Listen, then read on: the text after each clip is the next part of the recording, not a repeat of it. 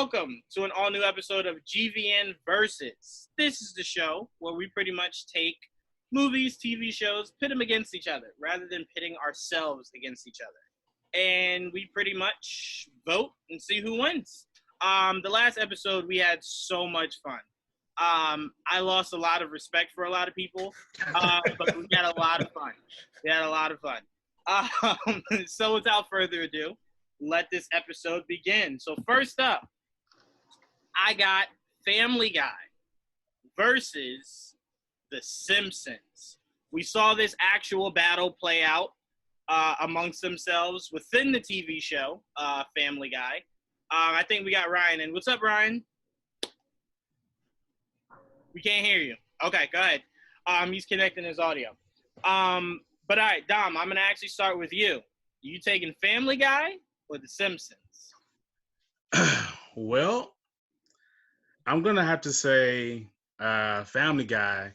I was a Simpsons fan growing up, and then somewhere around, I think, 4th or 5th grade, I remember I had a friend named Daniel who was always drawing this character, and I didn't know who it was. He just had a big head. And he's like, oh, it's Family Guy. And I was like, I've never heard of this thing. And this is when it was on, got canceled, then came back. And once it came on, I completely threw Simpsons away. And I've gone back, every once in a while, especially when the memes pop up of they predicted this back in 2001. And I'm like, oh, I'll go back and I'll watch it for a minute. And then I just go back to Family Guy because it's the humor. I mean, they're both topical, but the humor in Family Guy is my humor, and it's just to me, it sticks more. It's a little more quotable, and I think the characters are a little more likable. So yeah, Family Guy. Yeah, this one I had a lot of fun putting together, mainly because I view Simpsons and Family Guy the same way I view Saturday Night Live and Mad TV. I was always a bigger fan of Mad TV than I was Saturday Night Live.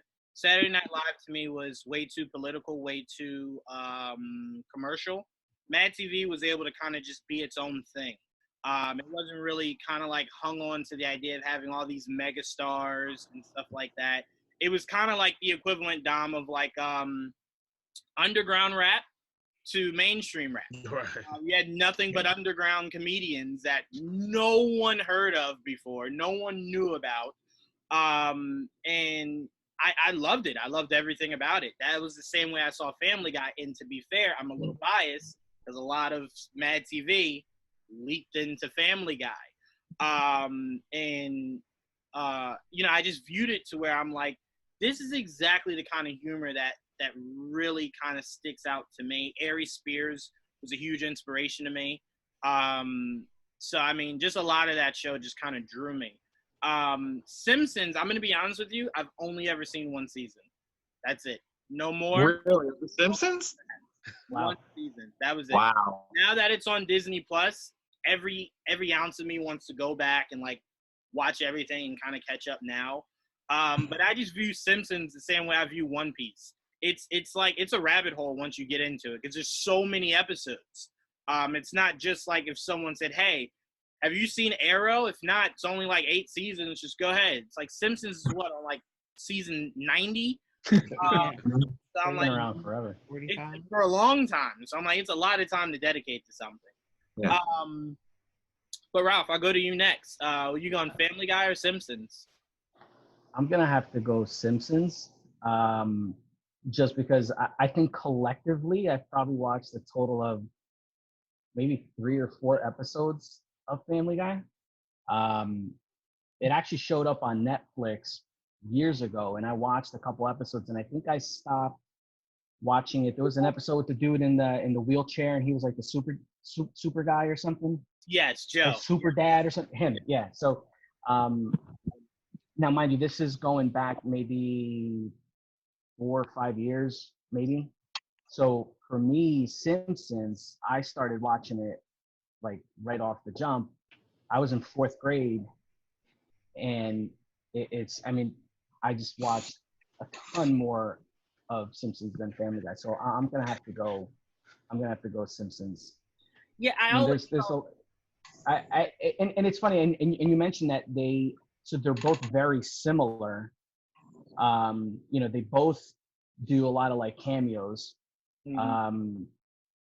But it's funny because I feel like, and maybe this is only because like the little bit of Family Guy that I watched are like the little clips that you see or they show up on memes or whatever.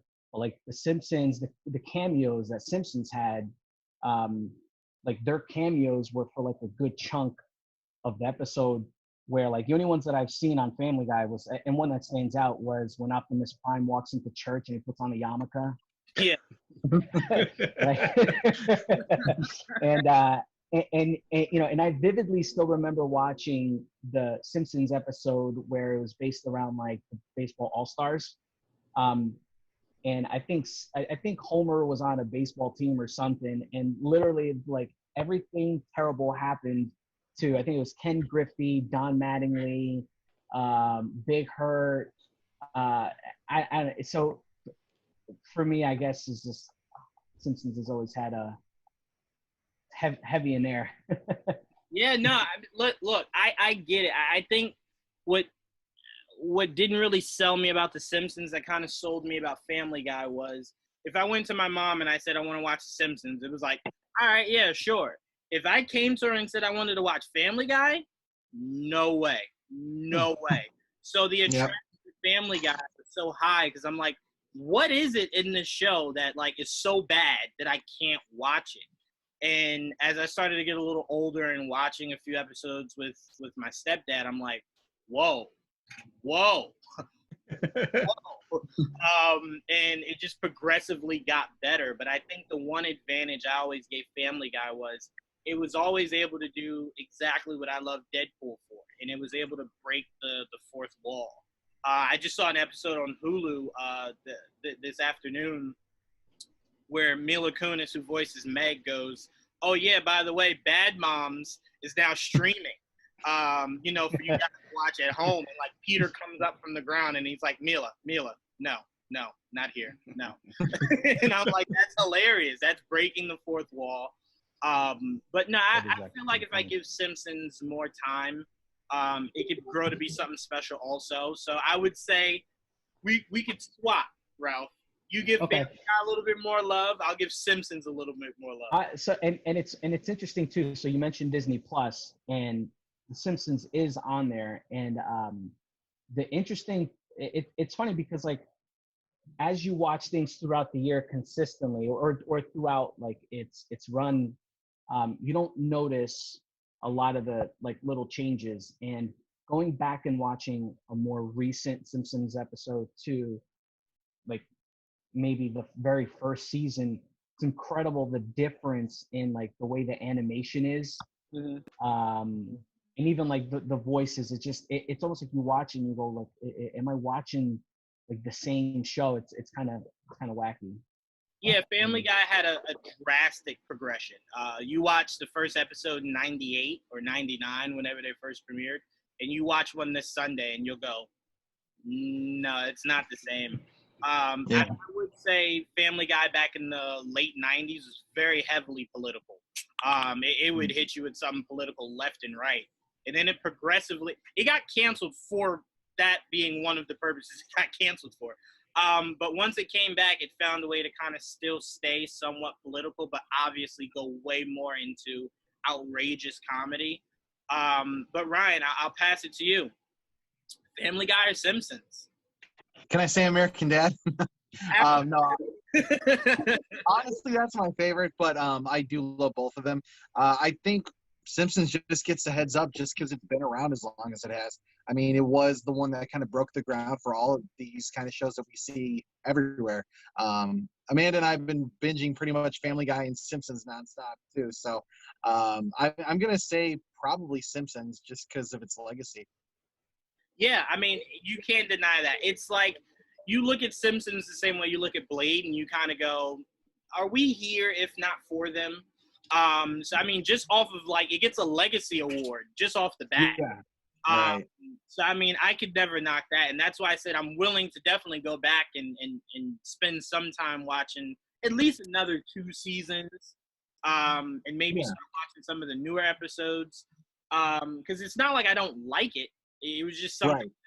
Once I got into Family Guy, it was just like, this is home. And then South Park took me to a whole nother dimension. And then decades later, Rick and Morty took me to a whole nother dimension. So I'm like, I never got a chance to go back. But I will tell you this, Ryan. There was a stretch for about 4 seasons where American Dad 100% was a better show. 100%. I mean, I just think of that one hurricane episode and the hot tub episode of American Dad are probably funnier than most Family Guy episodes. I mean, I can repeat American Dad episodes backwards and forwards. I mean, it's practically background noise in my brain half the time. I've seen it way too many times, and the new season comes out in less than a month.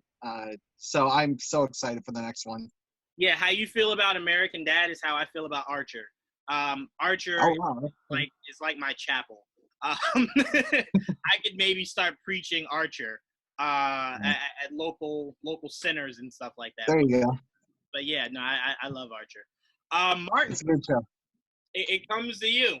We're at a stalemate right now. Okay. Boy, I'm gonna ruin this for somebody then. Now I have to admit that I have a slight bias in this because my niece is dating one of the writers of Family Guy. So oh wow. But it'd still probably be Family Guy, even though the first thing I said when I think South Park, the first words that ever comes out of my mouth is "Joe." But I say Simpsons have been around for 30-something seasons. I don't think there's enough time for me to binge watch and catch up with the Simpsons, but eventually I'll get that opportunity.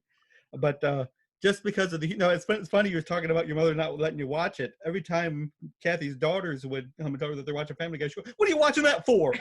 I said, "Well, and they're 30-something years old." Right? But every time I've ever watched it, I can't help but laugh. And I'm a big Seth MacFarlane fan anyway. Yeah. I got to go Family Guy.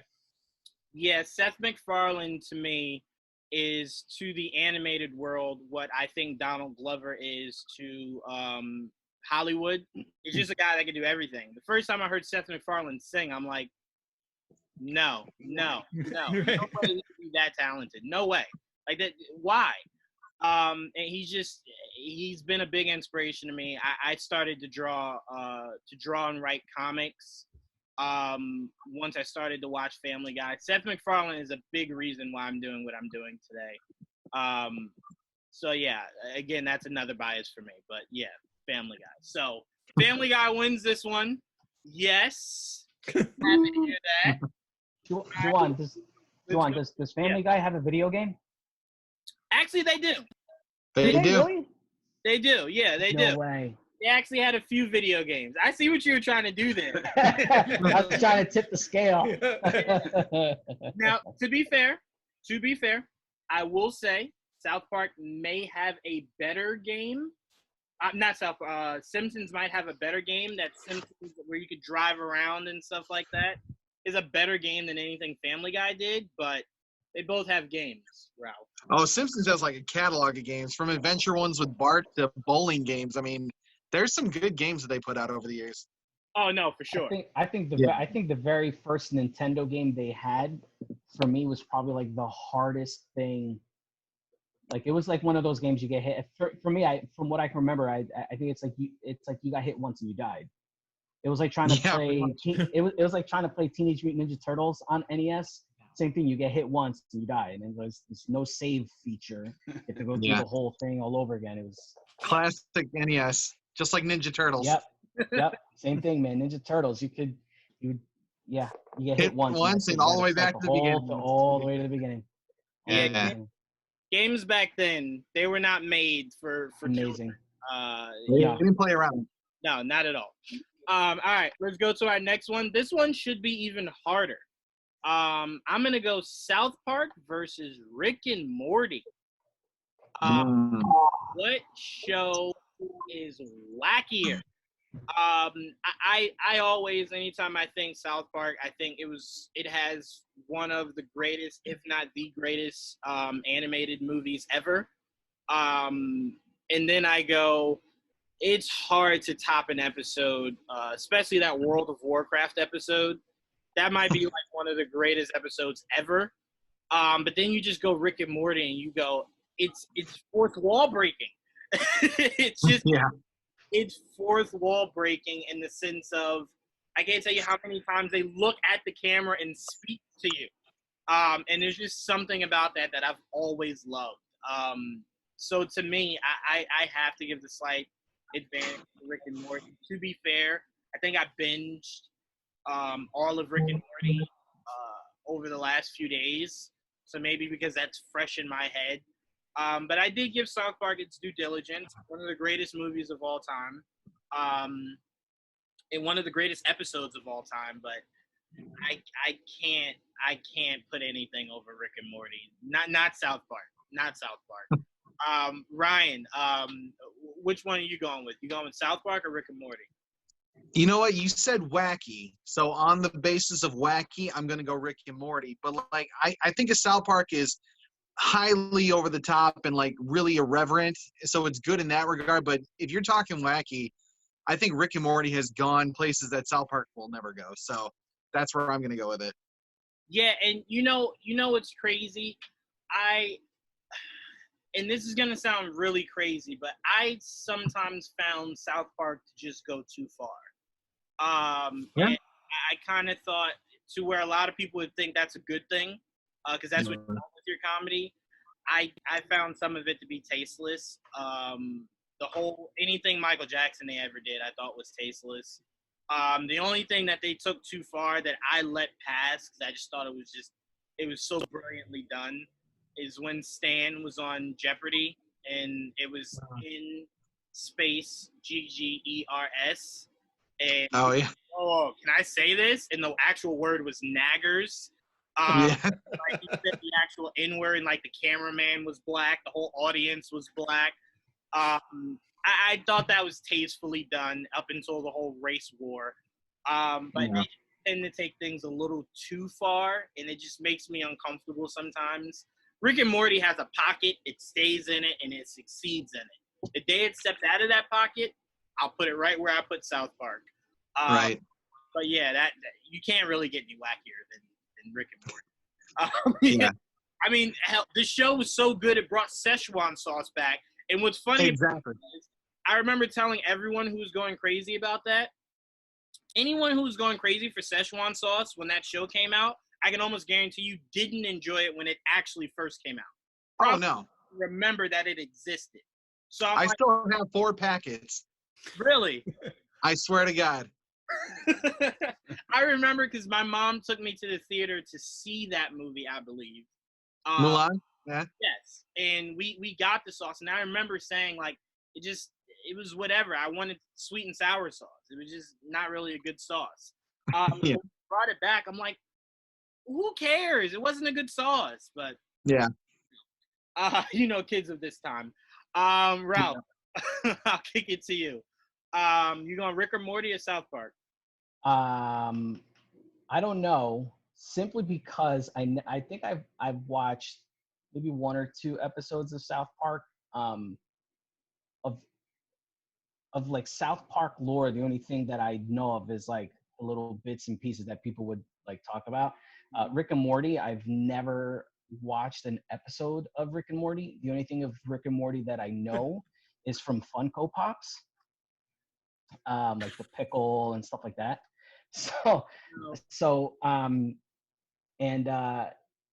Yes, I mean, I don't know. I guess South Park, but I really have no substance to add to this. You've never seen the South Park movie? No. I would suggest watching that movie. You ever see Team America? No, man. Okay. All right. Because I was gonna say if you saw that and enjoyed it, South Park is a breeze. Because if you can get past that, that is whoa. So I know South Park is pretty wacky. The episode that I watched was I think like the nurse. There was a nurse that had like a fetus growing from the side of her head. Oh yeah. Yeah. And for me, I'm like, yeah. And like that, I'm like, yeah, no, I'm good. Yeah. So I just never got, it was just, I guess maybe when it came out,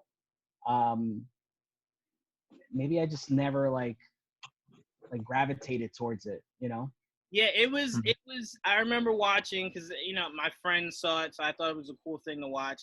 I remember South Park scarred me for a while. That movie, seeing Satan sleep with Saddam and like see all that, and then remembering how Team America gave me nightmares. Seeing puppets do it, and then like throwing it. It was not a good childhood for me experiencing those two movies. But I would definitely say check out the South Park movie. It's hilarious. It has one of the greatest songs I've ever heard in my life in it. I'll let you hear it. You can determine what that song is. Okay. Definitely worth checking out. You're an adult now, so it won't scar you. But You'd be surprised. You'd be surprised. I tell you what, it's wild enough that it could scar you. I'll definitely say that. I believe it. Dom, are you going South Park or Rick and Morty?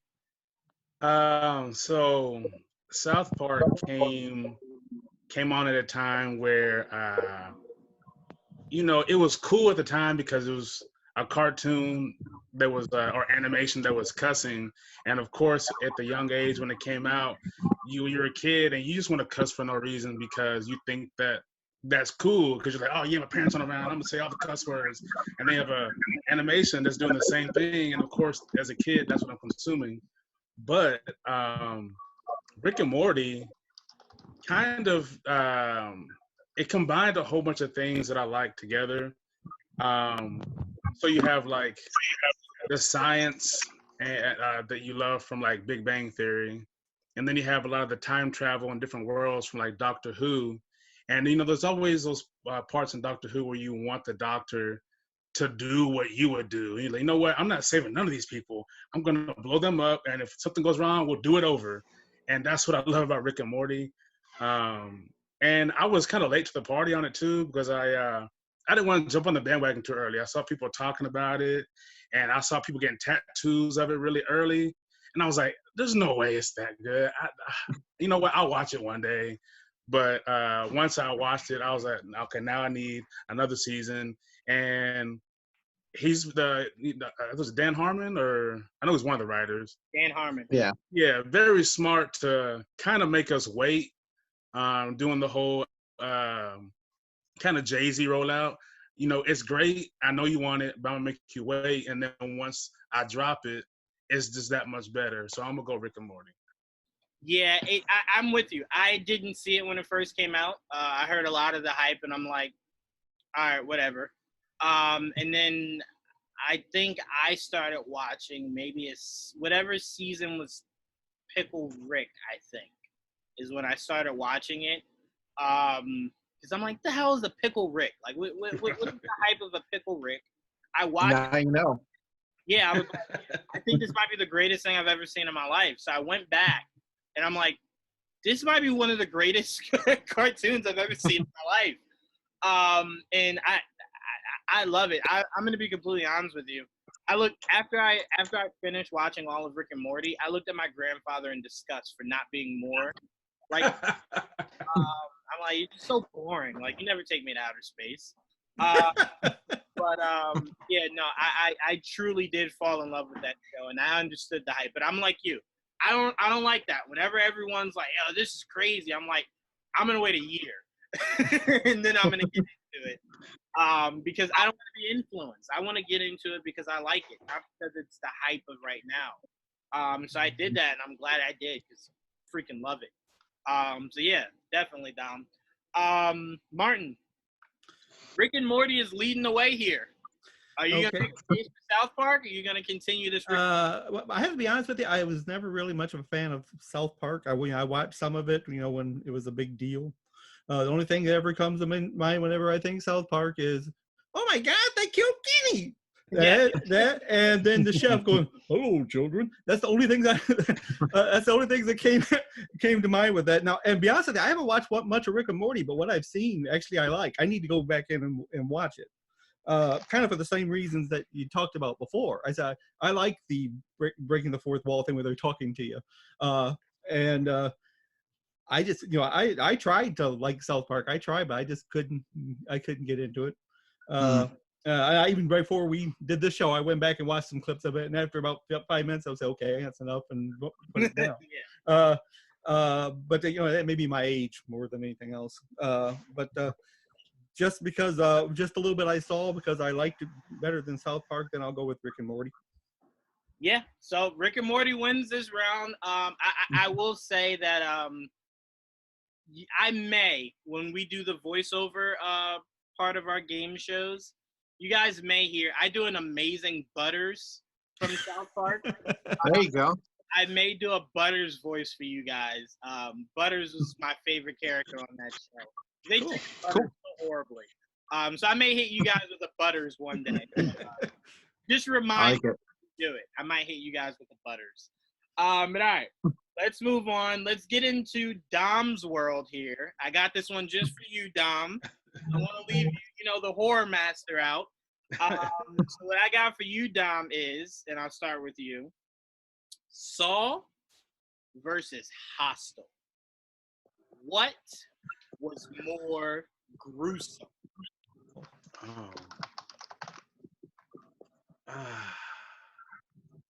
I'm going to say Saw for the fact, well, there's a lot of things. For one, it was Saw, the franchise itself is one of those, especially after the first two, they kind of made a person look at themselves and say, am I living my life to its potential? Like a lot of people were taking their life for granted or doing messed up things, and that's kind of the reason why they're being punished.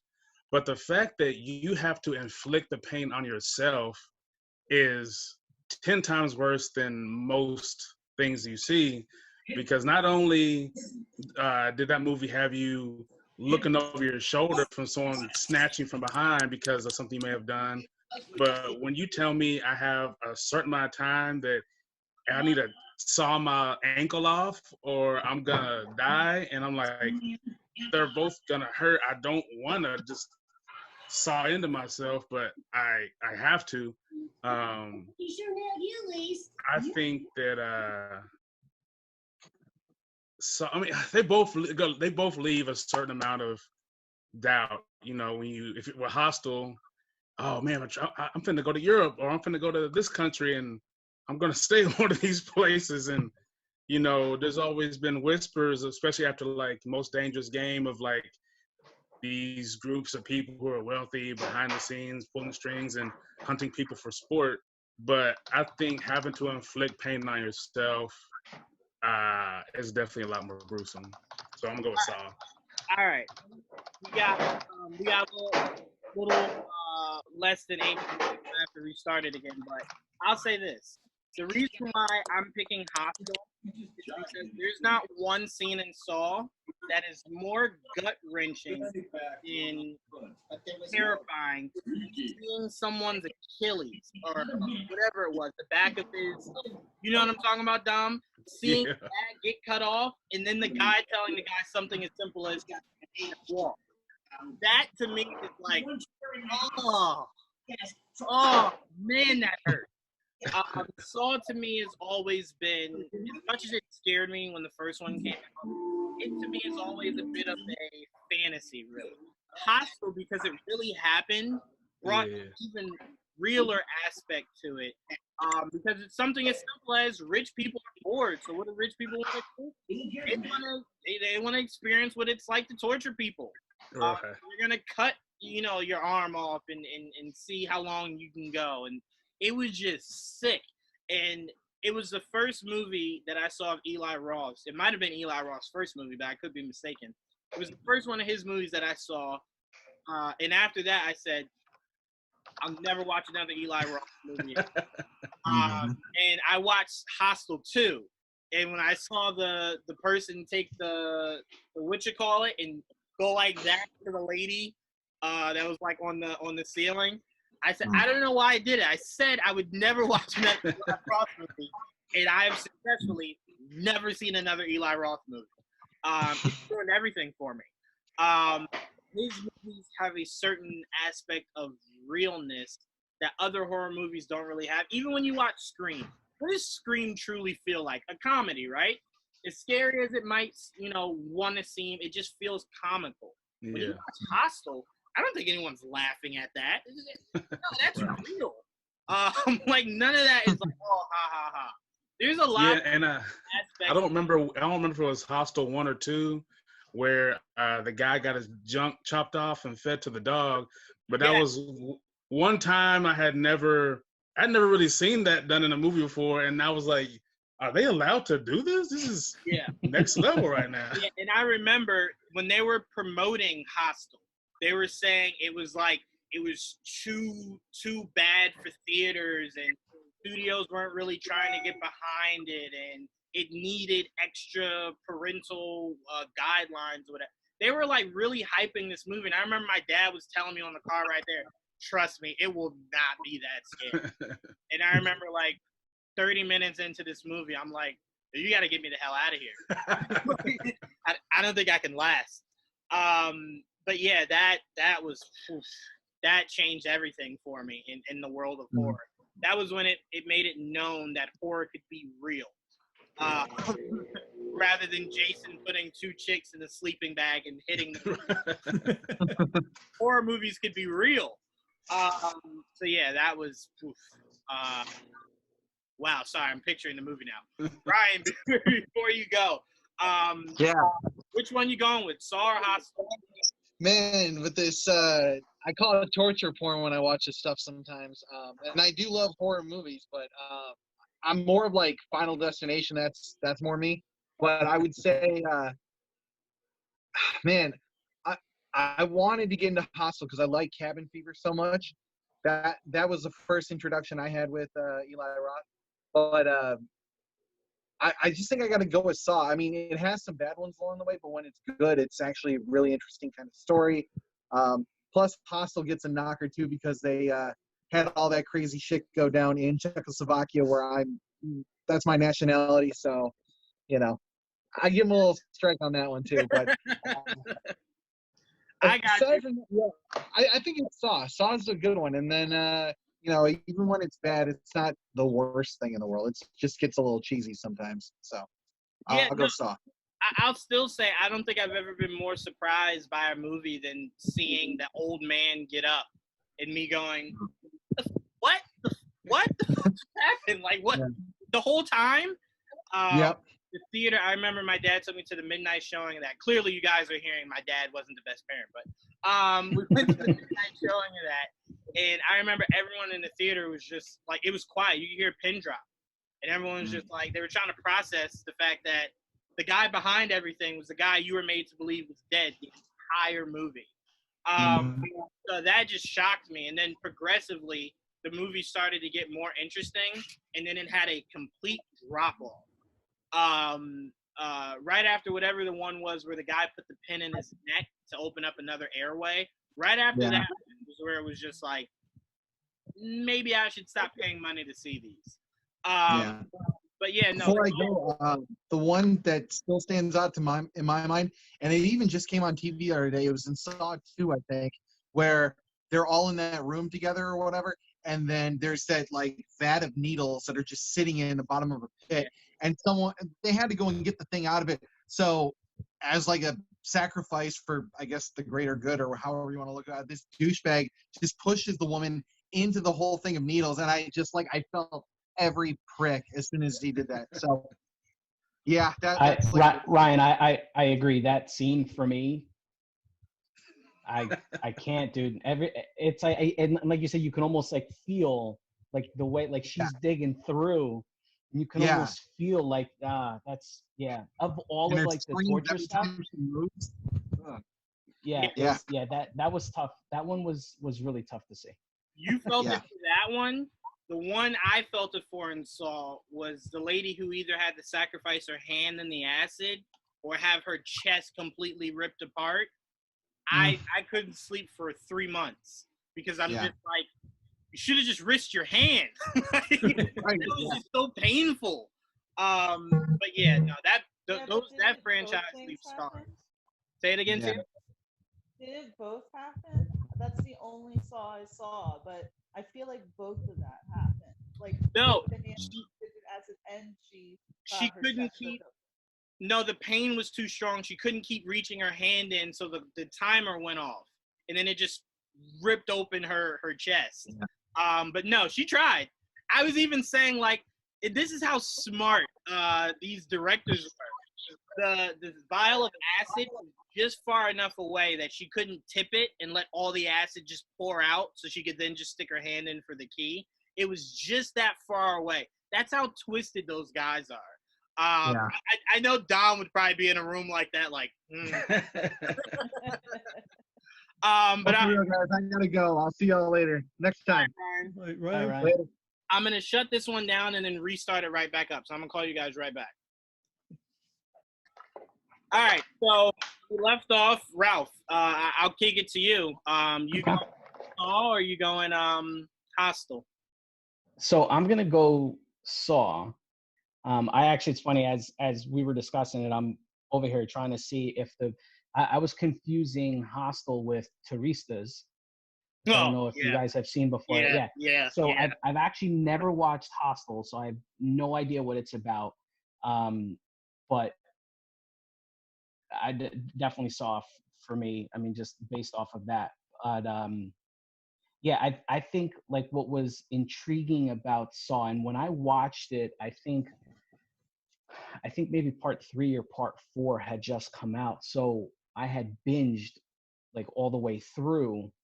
And I think I don't know if it was you or Ryan that mentioned where it started to get a little weird when I think it was like the inspector had that that square that cube over his head or whatever, and he sticks himself with with the pen. I think from that, I think there was maybe 2 or 3 more that came out after that, and that's where like I stopped, because at that point I feel that's when it got a little like I feel like everything was like like they were really just trying to keep it going. And I feel like the first like 4 or 5 is where like I think it was the best, because the story did keep going, and it was actually like a pretty solid like continuation, a sequel to sequel to sequel. And like the traps got more intricate. I think my favorite would be the one where they were in that Ryan mentioned. They were in, I think it was like an old house, and had to go from room to room, and one of them was that pit with all of the needles. And then the other one that I liked a lot was and I forget which one it is, but I think it was like 5 people, and it all started where they had like a cord wrapped around their neck, and the key was, I don't know, maybe a couple yards ahead. And the point of it was for them to all work together, that if everyone worked together and sacrificed a little bit, they would have all gone out. But because everyone was selfish, it came down to 2 people at the end who kind of figured it out a little bit too late. And I don't know, Juwaan, do you remember the one where they had to stick their hand with the circular I was saw? just about to say that. Yeah, I was just about to say that. The guy that was like this at the end. Yeah, and like it's just like his head's just coming apart. Yeah. So for me, I feel like those two particular scenes for me, out of everything else that it had, were like hard for me to watch. And I liked the franchise up to that point because it was very I guess psychological is maybe the way to and it kind of teaches you a lesson of like, I think Dom, I think maybe you mentioned it about making like better choices. Was that you that said? Yeah. So I think that's why I'm gearing towards. I mean, besides the fact that I never saw Hostel, but why I liked Saw. I would never suggest for you to watch Hostel. I'd suggest for you to see the trailer to get an idea about it, but never to watch that movie. It's never. No need. Not at all. Nope. Skip it. No need. But no, I agree with you and Dom. I do love the aspect of Saw because I think the biggest story that he was trying to portray was everyone deserves a second chance, but you have to earn it. It's not something that sacrifice can be given to you, right? So I mean, if you think about it, all the traps, he was kind of like, hey, you guys stick together, you could all come out of this alive. And everyone was like, no, I'm gonna be selfish. I'm gonna continue to be selfish. But yeah, I think.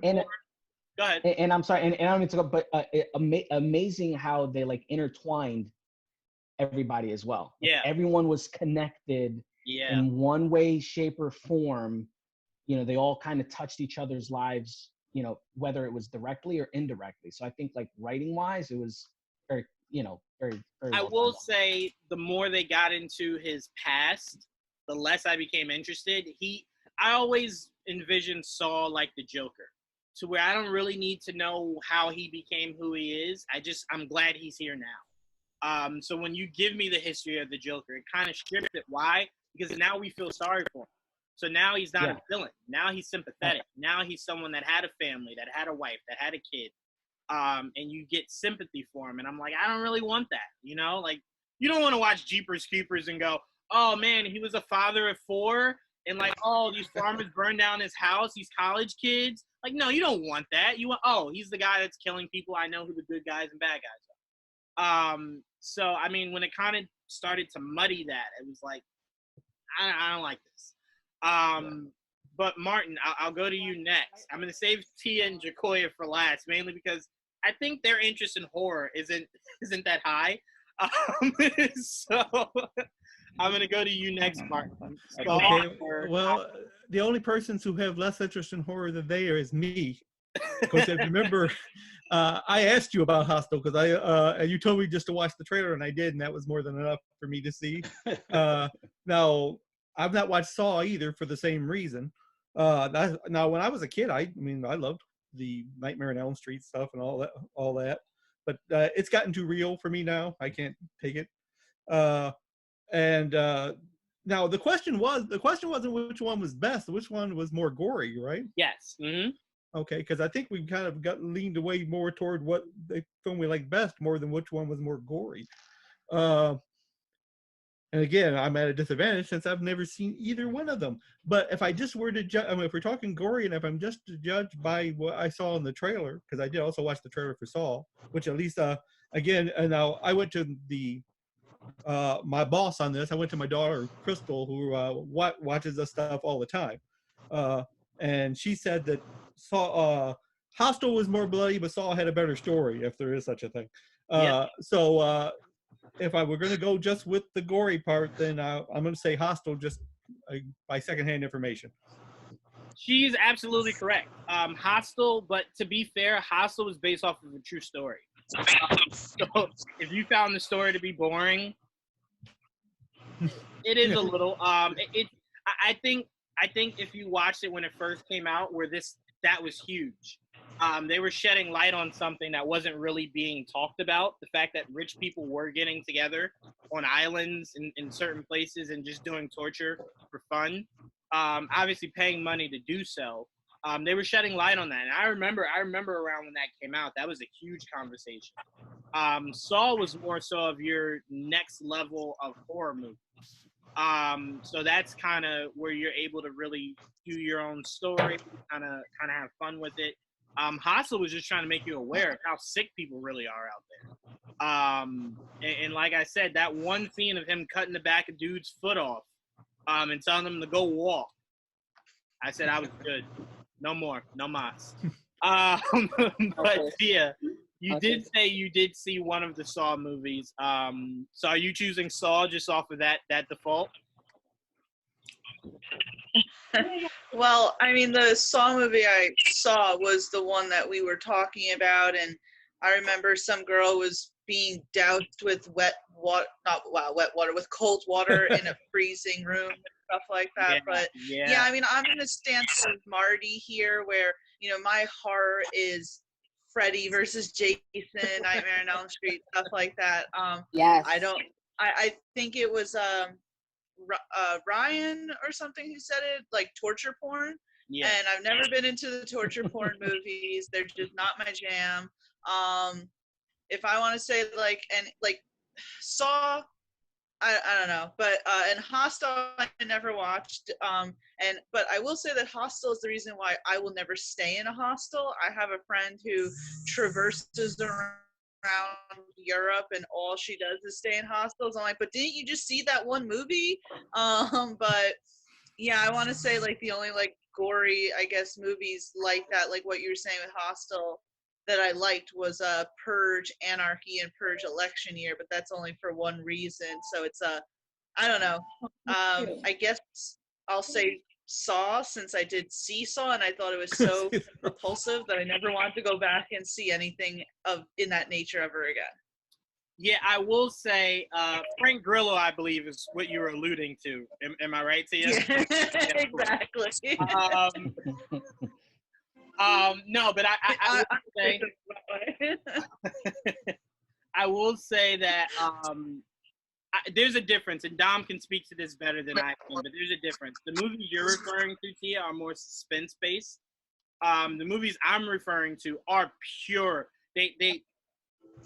They're selling you purely on the idea of torture. So like when you watch Nightmare on Elm Street, Freddy doing what he's doing is nothing compared to what they're doing in Hostel. Nothing like what they're doing in Hostel. But to me, and my dad raised me this way, if a horror movie doesn't make me almost want to poop myself, it's not a horror movie to me. So Hostel achieved it. Any of those movies where there's like a demon inside someone, that did it. Insidious did it. That's why I don't like kids. That's the main reason why I don't like kids. Chucky and Insidious. Don't bring your kids around. Well, to me, it's like I don't want to go to the movie theaters and feel like I'm gonna shit myself. Like it's the same reason why I don't. Well, like don't say it like that. Don't say it like I'm not, I don't openly look for that, Tia. I don't wear a diaper hoping that I poop myself. No. I'm just saying, it's like I'm not an adrenaline junkie. It's the same reason why I don't like roller coasters. I don't need that to like feel. But I don't know. Like I don't want to. I'm not paying someone to like give me PTSD for 2 hours. Well, my dad used to run a haunted hayride, and I've always been of the mindset of knowing how expensive those are and how expensive movie tickets are. The least you could do is make me want to poop myself after I leave. That I'd say that's a job well done. But all right, let's move on. I got a really interesting one here. Fun fact, I've never fully seen either one of these movies. So I'm going to start with you, Jacoya. I know this is going to make a lot of you guys' jaws drop. Bear with me. All right, so for this one, I'm going to start with you, Jacoya. I'm going Jurassic Park versus Jaws. Better movie. Damn. Wait, what was the first one? Jurassic Park. You've never seen Jurassic? I'm getting off. No. Now. No, I've never fully seen either one of those movies. Like I couldn't. Getting off this now. I saw seeing Jurassic Park now. It's just like you look at it and you're like, it looks so horrible. And then seeing Jaws. Once I did the Jaws ride, I'm like, this is stupid. We're gonna need a bigger boat. It's stupid. Anyway, it's not on me. Jacoya, go ahead. Go ahead. Jurassic Park. Which one? No, the first one. We're talking first one of both. Yeah, first ones of both. Jurassic Park and Jaws. Jurassic Park and Jaws.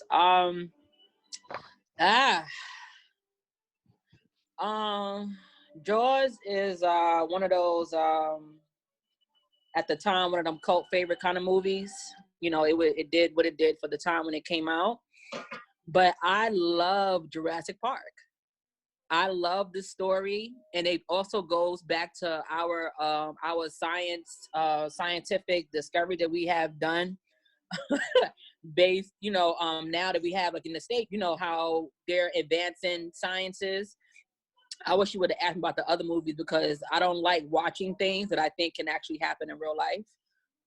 So like that other part, but I honestly just love the storyline of Jurassic Park. I'm not sure if because Jaws was done in a time where they did bad movies,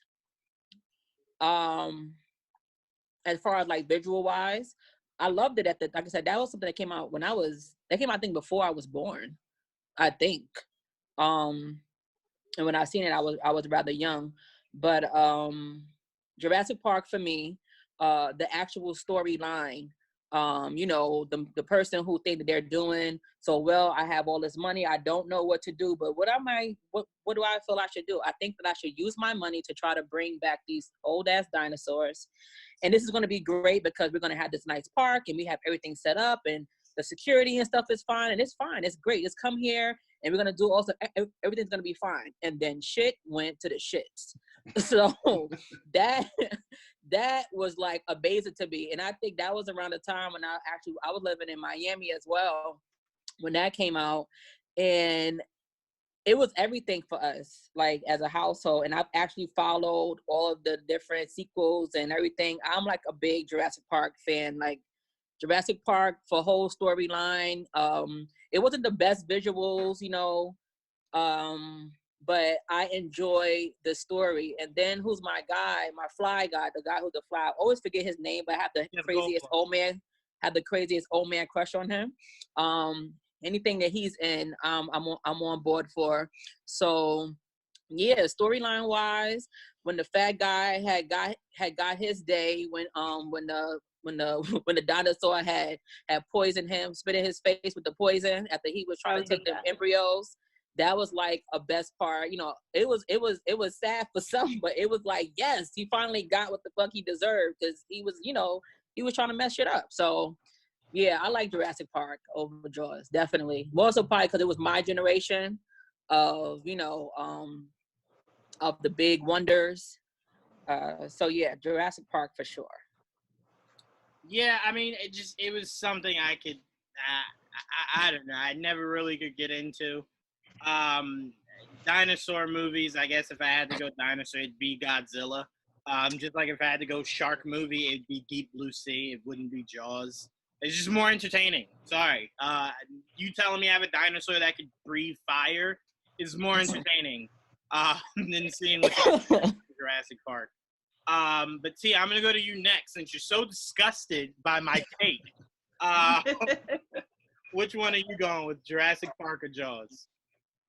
Jurassic Park. I'm so happy that you started with Jacoya. She summed up everything perfectly. I mean, Jurassic Park came out in 1994. It was the first movie that my grandma brought me and my older cousins to go see. It set a whole chain of me actually being interested in dinosaurs as a kid. I did like school projects on them. I love the first Jurassic Park. I love going back. I think it holds up. Like most of those dinosaurs were made out of like they were actually made. Like the T-Rex was made. It wasn't CGI. That shit was like, animatronics, right?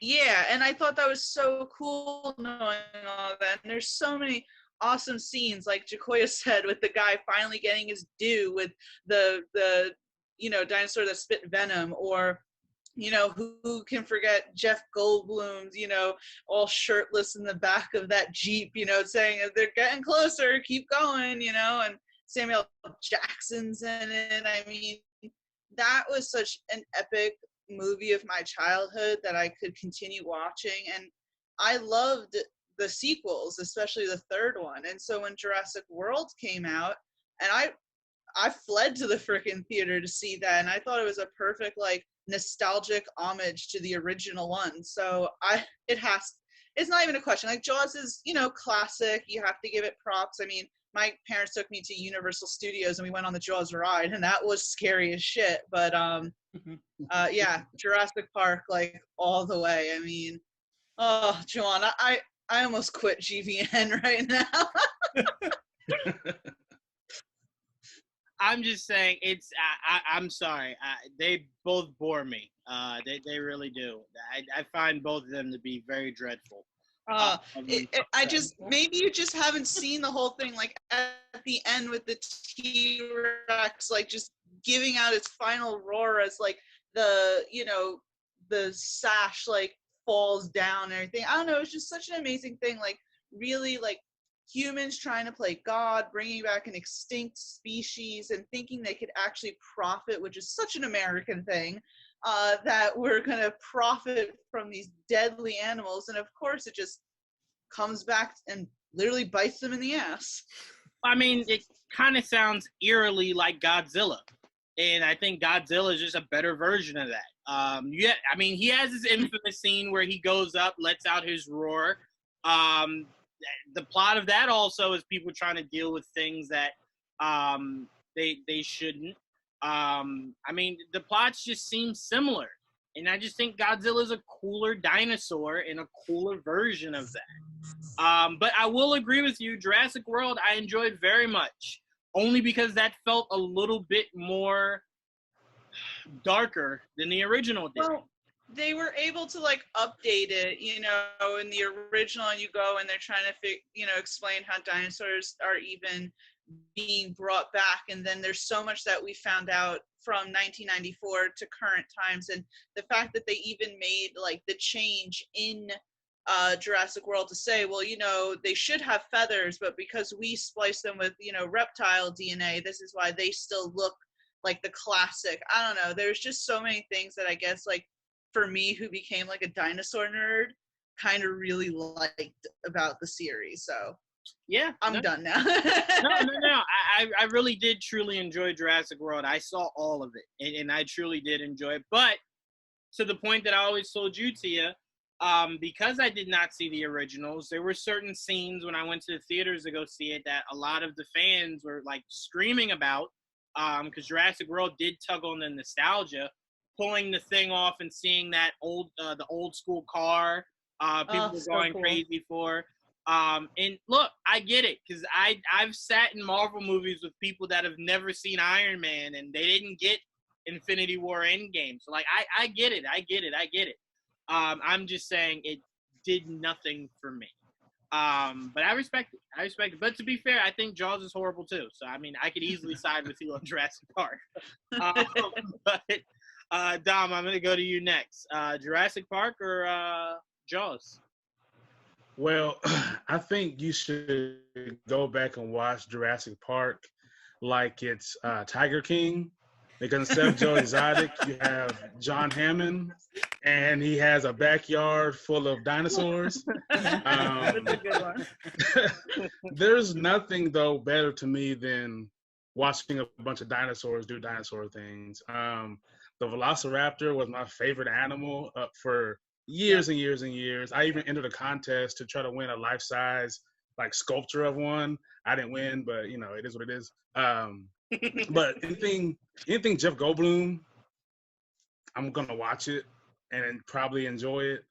I will say for impact though, Jaws would win on impact because there's movies like Jaws that made people afraid to go in the ocean because it was a real animal that you see.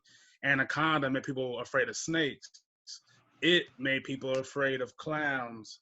So as far as impact, that Jaws would win, but pure like entertainment and like Tia was saying, like it makes you maybe the T-Rex is actually smaller, maybe they were covered in feathers.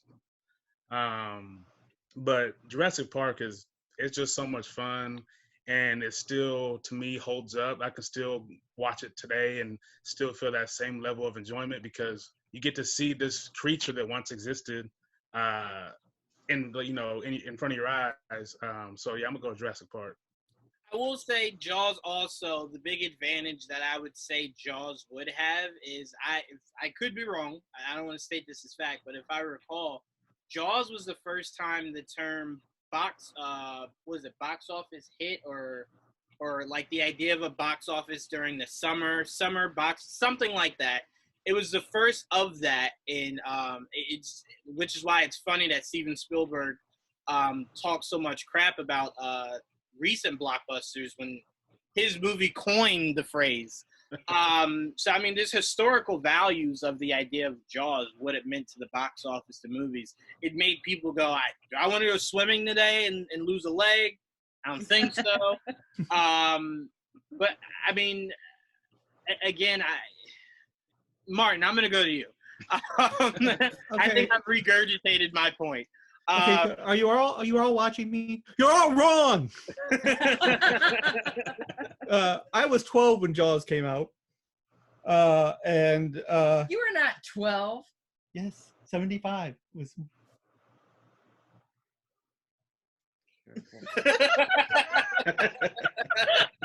Go home. Go, oh, you are home. Never mind. I guess I'll go back upstairs. So basically, you were even older. Yeah. Yeah. See, I didn't tell that. Well, okay. Anyway, now actually, say if I were to compare apples to oranges, I'd probably say the Jurassic Park was probably more entertaining. But back then, when I saw Jaws, right, that scared the crap out of me. Though the funny thing is that even now, and matter of fact, Mort Drucker, who did for Mad Magazine, did movie parodies. Whenever I think Jaws, all I ever think of is the and I tweeted about it. The Mad Magazine cartoon where he did this spoof of Jaws, where again, Mr. Man, who never watched the whole thing, wouldn't know anything about it. But when Richard Dreyfuss is measuring the shark's jaw that the fisherman caught, to see if it's the shark that everyone's so scared of, and the bite radius is too small. So in the Mort Drucker version of it, he measures the shark's mouth, and he tells the fisherman, "No, this isn't your shark." So they grab him and shove him head first down the shark's mouth, and said, "Well, you better take another look, you little jerk. We're not losing our money because of you." So while he's inside the shark, he's going, "On second thought, yes, this is the shark." And that's, to be honest with you, that's what every time I think of when I think of Jaws. But just because I'm ornery and old, I'm saying Jaws.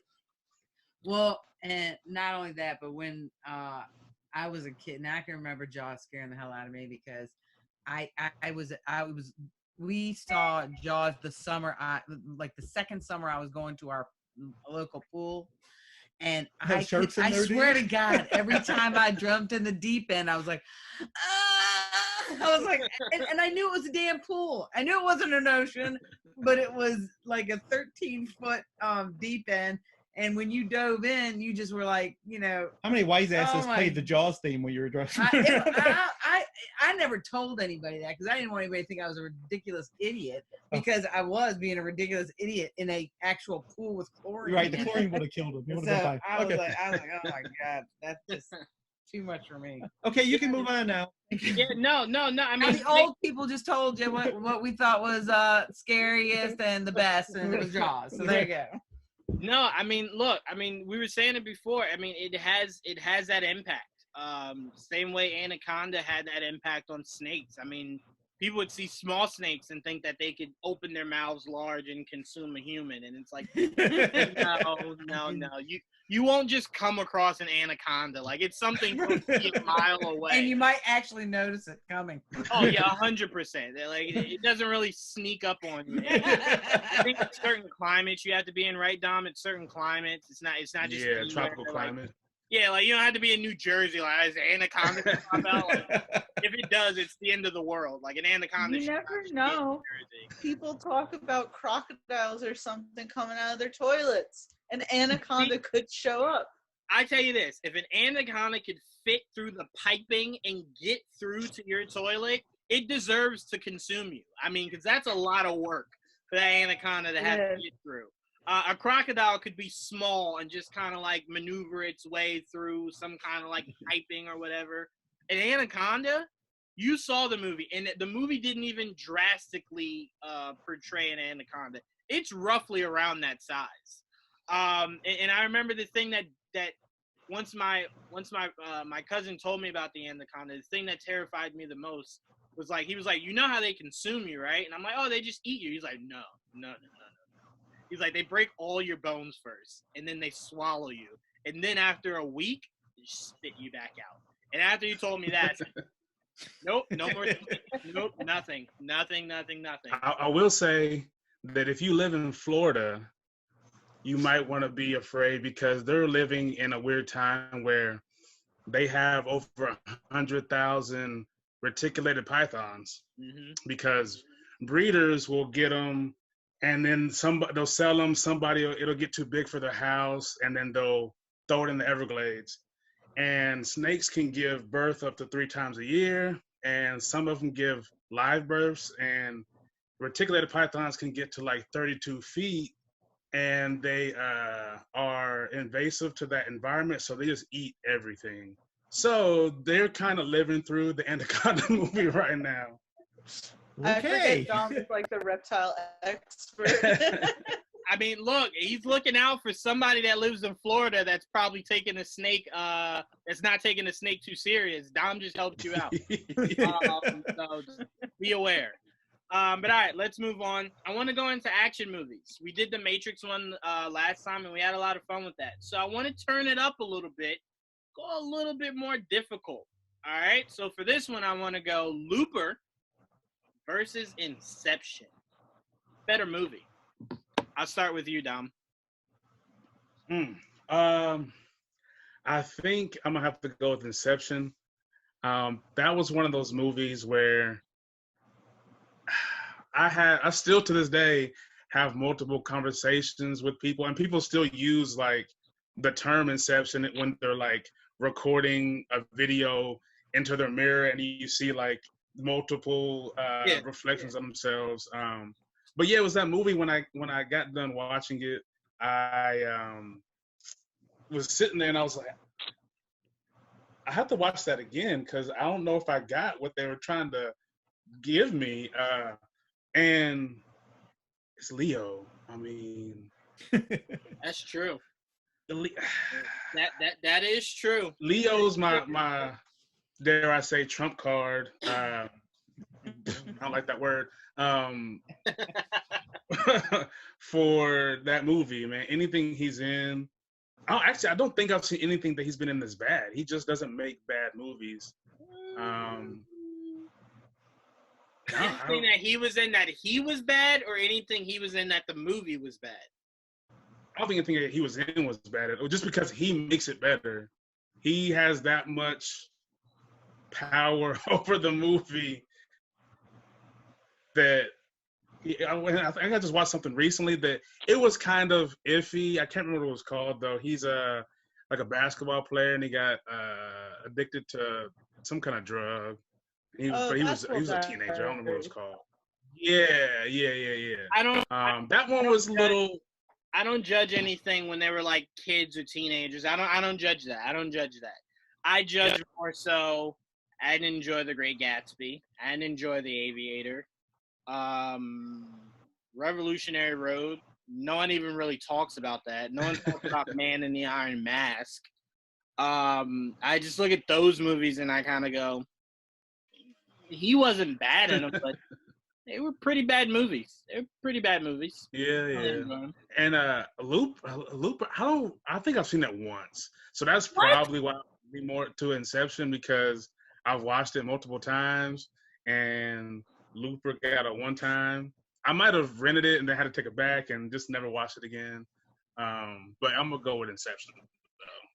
Looper is easily the movie that when I saw it, I remember saying it to my dad, how is Joseph Gordon-Levitt not a bigger star in Hollywood? How? He was phenomenal in that movie. And he didn't even look like Joseph Gordon-Levitt. He actually looked better than he used to. With the disform, what was it to you? Like a disform, like something was disformed, like his nose was off from what his nose usually looks like or something. But no, that was, and it was crazy because after I saw The Last Jedi and I was like, Rian Johnson is a brave individual. Someone was like, oh, you know, he did Looper. And I'm like, what? And they're like, yeah, he did Looper. I'm like, Looper was phenomenal. Bruce Willis, great. And that was right around the time when he was still doing Die Hards. I'm like, he needs money. He's not even really doing a good job acting. He did the Die Hard with his character had a son, and then he did G.I. Joe after that. It was just, it looked like Bruce Willis was falling on hard times. So I'm like, yikes. And then I remember seeing that, and I'm like, God, Bruce Willis is great in this. Great movie. I think what Inception has that is like a trump card, and no, not Leo. But what I think they have is the idea of it's mind-bending. Yeah. It's something we've never seen before. But if you truly pay attention to Looper, aspects of Looper are something quite like we've never really seen before. It's not your typical go back in time movie. It's more so of a guy trying to right a wrong, and then a guy in the now trying to right a wrong he could possibly commit. So just a lot of it was kind of very psychological, but you look at Inception and you go, wait, it's a dream in my dream while I'm dreaming in a dream of my dream. So like the aspect of that is something that kind of makes you go, whoa, that's crazy. But when you really break down the movie itself, you take Leo out of that movie, it's not really that great of a script in my opinion. It's very heavily relies on Leo's star power. The raw emotion of when he's watching his wife on the ledge is very powerful, but that's Leo at his best.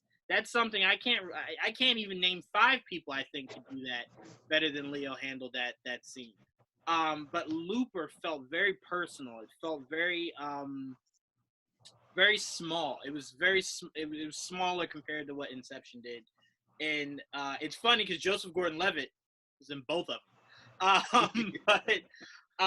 But to me, Looper was truly special because I thought the story was so good. And I remember right up until the end of that movie, I'm like, they're going to do a part 2, and they're going to ruin this. And then it ends, and you're like, oh, no, they can't do a part 2. there is no part 2 to come from this. I really do feel as though Looper was a better story.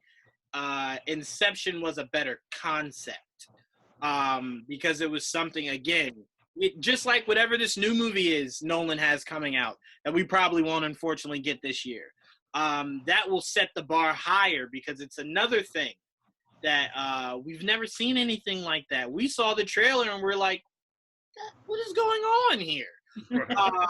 So, I mean, to me, that's the advantage I give Nolan. But by no means am I saying the movie's bad or the script is poor. I just think it relies heavily on Leo, which you should. And I do think Looper is a better story. But Tia, we got less than 3 minutes before I restart it again. Tell me how insane I am for disrespecting Inception. Well, I mean, I'll disrespect you a little if I let you know that I've never seen Looper. So by default, it's going to be Inception. But I loved Inception so much. Like, when I first saw it in theaters, I actually didn't like it. I had to go, but I had friends who had seen it. They were like, just go back. Like, it's that type of movie. And they were right. Like, I seen that movie like 5 times. I'm still blown. I'm still not sure what the end was. And I'm still sitting there asking myself, what do I think it was? Did he finally get to the real world, or is it still a dream? And Leo was great. Tom Hardy was great. Joseph Gordon-Levitt was great. Cillian Murphy had a small role in it. And I just loved the visuals. I loved the concept. To me, it was heart-pounding. I was on the edge of my seat for a lot of scenes.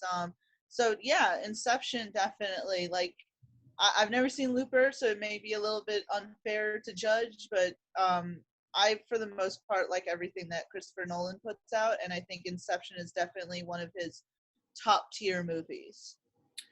I mean, look, I wouldn't deny that. I would, honestly, if we ever have an episode about just Christopher Nolan's movies, I actually don't scream at me. I actually think Memento is a better movie than Inception. No, you're right. I was literally going to say, I'm like, if we were doing a Christopher Nolan, as good as Inception is, as great as I believe the Dark Knight trilogy is, Memento is definitely his, like, epic. It's the movie why I cannot give up on Guy Pearce. It's because of Memento. Like, no matter what he does, it's like I can't give up on him because of Memento. Memento, if someone came to me and said, hey, I keep hearing about this Christopher Nolan guy, what's a good movie to start with? I would tell him Memento over anything, no matter how good this new movie is, and it looks really good. Memento is the movie I would tell them to go to first. That is writing at its best, and that's acting at its best. Great as everyone acted in Inception. Filmmaking. Yeah. Oh yeah. Hands down. hands down. But all right, I'm gonna stop this and start it back up and start with you, Martin. Inception or Looper? All right, so let's round out this fun. I got some really good ones here. Hold on.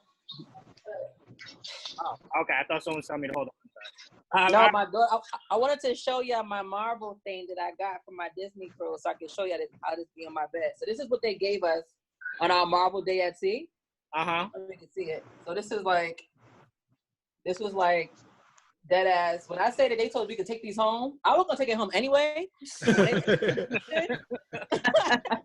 When they gave us permission, I was like, oh, okay, thanks. Little did they know. Well, that wasn't half as much fun if you'd have just taken it. I know. That's fun. Yeah, they as rewarding. Yeah, they robbed you of that thrill. I was just dumb I stole it. But all right, let's. I got a pretty simple one here. I think this one's a fun one. Let's go Lion King, not the live action movies. Calm down, Tia. Okay. I saw you getting angry, Tia. We're going animated, Lion King versus Aladdin. I'm going to start with you, Martin. Okay. Yeah, when you first started talking about this, I thought we were talking about the live action things. No, I wouldn't. No, again, to be fair, I like both of these. Actually love both of the animated versions. But since we're trying to be quick about it, I'm probably going to go Lion King. And of course, you can't go wrong with James Earl Jones. And of course, Robin Williams and Aladdin, love that. I mean, truth be known, I didn't really have that big a problem with the live action Aladdin. But yeah, so just between those two, like I said, I love them both. But if you made me pick one, I'd say Lion King. Yeah, I actually really loved the live action Aladdin, and I really despise the live action Lion King. Yeah. Mainly because the voices were just not good. Did we get through the whole live action Lion King? No, because it was it made it a little devoid of emotion. Right. Live action Lion King. But Aladdin was great. It was really good. Will Smith did. I enjoyed that. I did. Yeah, I enjoyed that a lot. For animation, I'm gonna go Lion King. It's not even a discussion. Had better songs, had better story. I mean, that story we look at that. First time everyone saw the trailer for Black Panther, they were like, "Oh, Lion King." I'm like, no. Not even close. But too many similarities there. But I don't like what the similarities are. So no, they were not the same thing. But no, Lion King. There's not one scene in Aladdin that will ever beat out Simba watching his father die. And feeling helpless and him biting at his ear, trying to wake him up. Stop. Don't even talk about it. I'm about to cry just talking about it. It's Dang, like the most emotional thing I've ever seen in my life. There's nothing in Aladdin that's even remotely close to that. But Tia, I'll go to you next. Lion King or Aladdin? First of all, I have to say I like how you muted me, assuming that the police sirens were on my end because I'm in Yonkers. I was hearing it. And I'm like, how am I still hearing it? And I'm like, wait. It's not me. I know. It's normally me. It's normally me. Very good. But yeah, it's definitely Lion King. It's no contest. Like as you said, the animation's beautiful. Getting the visuals of the desert and where they, as you said, like how sad it was seeing Mufasa's death. But to me, it's like there was also no other scenes as touching as, Simba finally like asking his dead father, for guidance and him, like just his realization that he needs to go back and this is his place in the world. And also nothing is as scary as freaking Scar and shit. Yeah, no, very true. Fun fact, guys, after I saw The Lion King when I was young, I spent an entire week looking inside the water to try to talk to my grandmother that passed, and she never appeared. It was probably the craziest thing I think I've ever done. But no, I went to like the lake like every day and was just like closer, like looking in the water, trying to see her. That's why I'm like Lion King will always be special to me. But yeah, I think this, now that I'm thinking about it, I think this is unfair. Lion King or Aladdin? So I love Robin Williams.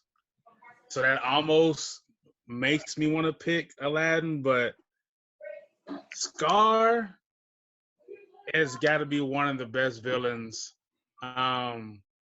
Just the way he played and manipulated everybody, and Jeremy Irons' voice, for one, is just, it sticks in your mind. Along with James Earl Jones, like those are two powerful voices that when I was a kid, I think I was probably 5, 6, around that time when it came out, and those are voices that stuck in my head for a long time. When you think of rich, powerful voices, I was thinking, James Earl Jones, Jeremy Irons, and just the whole story the story stuck with me in a different kind of same kind of sentimental way, as far as like he lost his dad, I didn't know my dad, and you're trying to find your own way and all this stuff. So it's a very relatable story that puts you through the ringer of, happy, sad, mad, surprised. And then, like you said, the songs are probably more memorable than any other animated movie there's ever been. So I'm going to go Lion King. Yeah, no, absolutely. It's one of those things to where it's like, I think there's something in Lion King that touches everyone. It might not all be the same thing, but there's something in it that just touches everyone in a unique way. Aladdin, it tried, man. That was a really good movie, but no, sorry. Whole New World versus any Lion King song, getting washed. Jacoya, you going Lion King or Aladdin? Even listening to everybody, I was still flip-flopping, going back and forth, because Lion King was definitely another classic staple, in our household. I think even as a child, being able to understand those feelings and emotions that Disney allowed, children to be able to go through, teaching children about how to deal with loss, like that all was like definitely important. The songs, Jason Weaver being Simba, the iconic voices that we had, Whoopi, James Earl Jones, and everybody there. Like the whole movie cast, song, soundtrack, everything will be like a classic forever. With Aladdin, I'm more so heartstring on Aladdin, more so for Robin Williams being the genie. As far as story wise, there's nothing that we haven't heard before. I mean, for either, the pauper, ends up with the girl in the end, self-reflection and all stuff like that. But I just don't think that it took me on as many journeys as a child, even, as the Lion King did. I felt like an adult, what I'm saying? Like going through things and learning about life and, yeah, the Lion King will always be a classic. That's just something that's never, I don't think that you could ever give any checks off for that one. I don't think there's anything wrong with the movie. It was just like one of those perfect from top to bottom kind of movies. Storyline, Scar as the villain, the hyenas, what I'm saying? They was even good too, in the movie, and they were the bad guys. I think this was like the case in where, I don't know if this was the first movie where you started like to feel bad for the bad guy. Started like to understand, his point of view and stuff like that, and like say, oh well, maybe he had a reason, but no, you're still crazy. But you started to like actually understand, what his reasoning were, as far as why he was the way he was. But yeah, Lion King definitely for the gold on this one here. Yeah, I will say the one advantage Aladdin has is it was able to successfully have even though I think Aladdin 2 is super garbage, I think Aladdin 3 was 1,000 times better. I actually prefer Aladdin 3 over all the Aladdin movies. Lion King sequels were really bad. Like really, really, really bad. Especially you go on the route of Scar had like wasn't the one where Simba had a daughter that was Scar's nephew or something like that? Simba had a daughter. Yeah, Simba he ended up having a daughter with Nala. Her daughter, I think, fell in love with Scar's nephew. It was wacky. It was really wacky. But yeah, no, Lion King easily takes the cake. But all right, let's move on. All right, for this one, I went a little different. So these two aren't necessarily similar. I just think they're both iconic for their own separate reasons. So I'm going Terminator versus I Am Legend. What was the better movie? That's all I want to know. Better movie. Since Dom has the I don't know face. That's not fair. What's funny is in early production of me creating these, I legit was sitting there. I'm like, oh, easily I'll do Terminator versus RoboCop, right? Like that's easy. They're both, And I'm like, no, because I don't know if many people really like RoboCop. I'm like, I did. I know people like I Am Legend. So I'm like, I think that'd be a fair one because I think they're both equally iconic. It's a hard one. Oh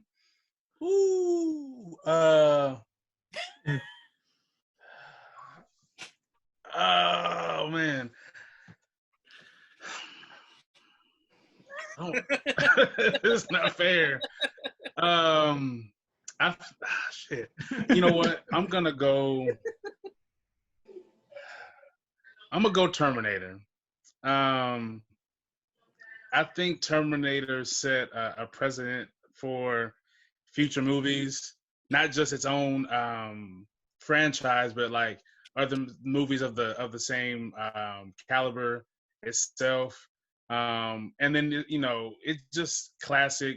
I'll be back, and the whole Skynet and the futuristic of like the same thing like we talked about earlier before. AI and robotics taking over. So the movie is very groundbreaking to where we are now because people are still like, is this Skynet? You see these like in Japan they have these robot android types of the building, and you're like, all right, there's the robots about to take over.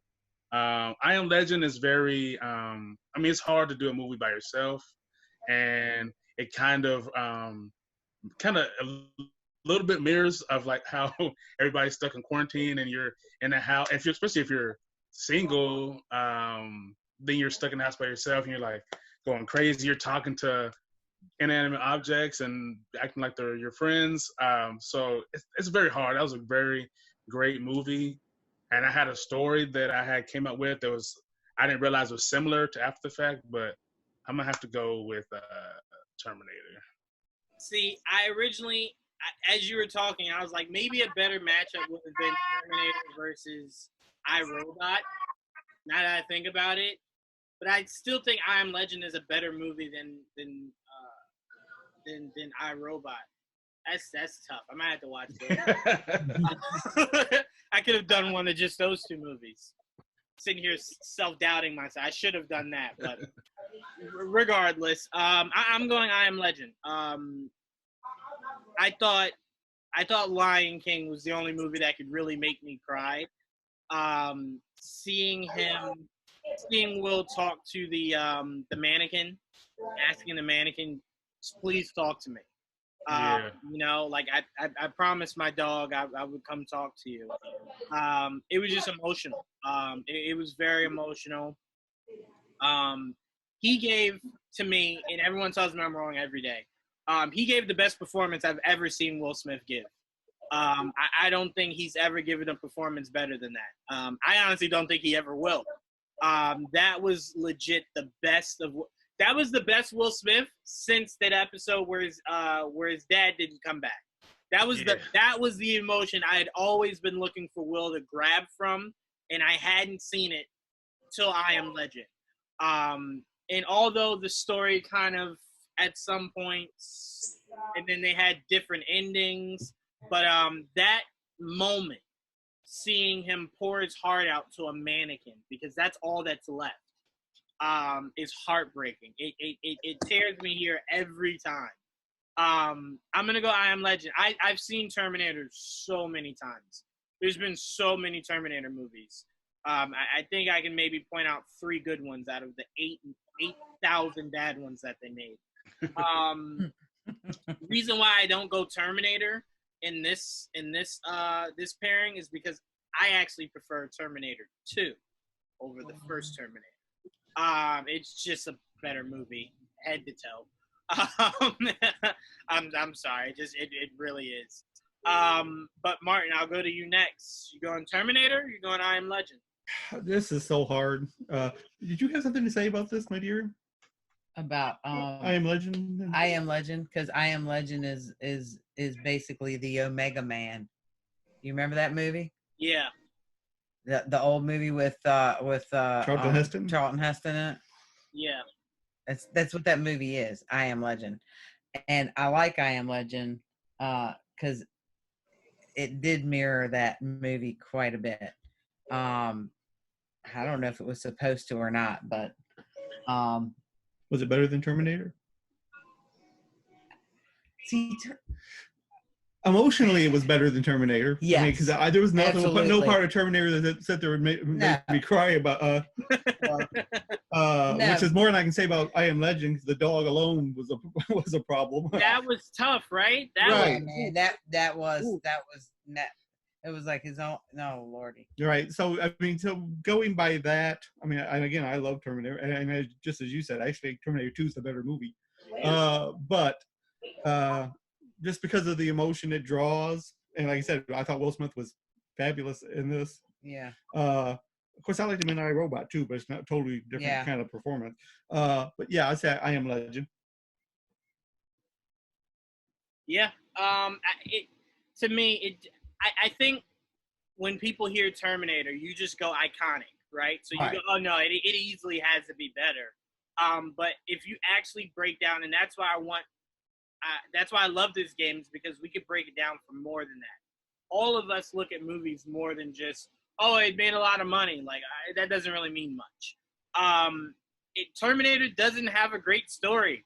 T2 has a better story than the first Terminator.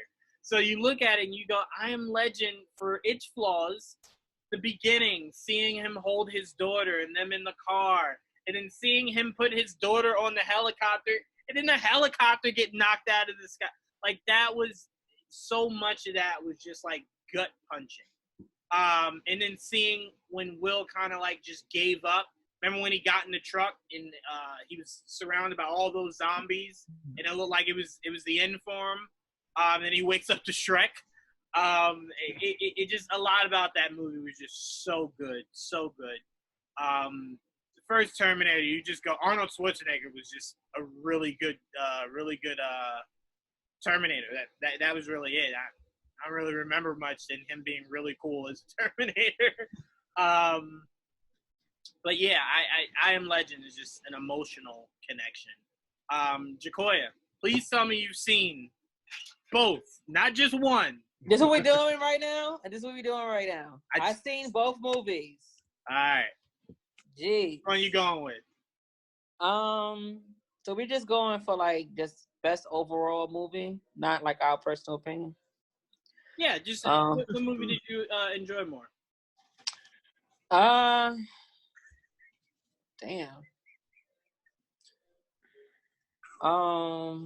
Terminator. Original one, I'll be back. Classic line. Arnold in his prime. Seeing him drip down into that the lava. Was that in the first one? I think so. Where he went down. The second one, isn't it? When he went down the chain. I'm gonna be completely honest with you. There's been like 8 Terminator movies. Right. And I watched them all. I love the Terminator movies. But that was the first one, because that's when he finally, like, became a little bit human. But he had to kill the chip that was in his head. So he went down the chain and to kill himself, so that he can, like, finally, I guess, go. So that right there, that was good on that end there. Old movie, so it didn't have much as far as, graphics and stuff like that, so we can't really base it on that. I Am Legend. Damn. Will Smith. He did a lot of range in that movie. He showed up and showed out for that one. I think as far as for storylines, for how I felt after the movie, how it stuck with me. Again, something that can actually happen because it looked like it now. Everybody try to get these vaccines. I would go for I Am Legend. For sure. Definitely I Am Legend. All right, I Am Legend takes it. Let's move on. For these next few ones, let's be a little quick with our responses. This one I really like. I really thought this was a cool one. I went Winter Soldier versus Man of Steel. I'll go first.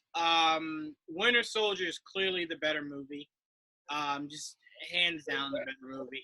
It legit is a Cap movie, but there is something special about Man of Steel. Seeing him put the suit on for the first time. Fun fact, when I saw the trailer with my dad in the theater, I actually thought it was Wolverine. I didn't know it was Superman. So like towards the end of the trailer, I'm like, oh, because you see him like fully bearded up, and I'm like, it kind of looks like Wolverine.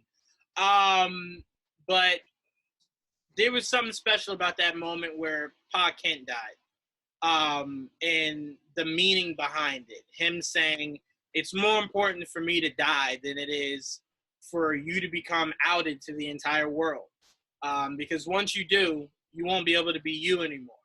And he wanted him to just be a kid. Be a kid. Just be you. And I thought that was special. A lot of people didn't understand that, same way they didn't understand the Martha line. But it was powerful to me, and it spoke volumes. And I think for however good Winter Soldier was, the Winter Soldier was not a better villain than General Zod. Michael Shannon, I think is his name. Wow, did he show up to work that day? That just the beginning. I will. What did he say? I will find them or something like that. Oh, oof, chills. He delivered. The fight sequences were really cool. I still disagree about Superman having to kill Zod, but it's Zack Snyder, so you choose not to go down that rabbit hole. But yeah, I'm going to have to go Man of Steel. I'm going to make Kanan very happy because he already thinks that movie should win an Oscar. But Man of Steel, to me, it checked more boxes than I think Winter Soldier did.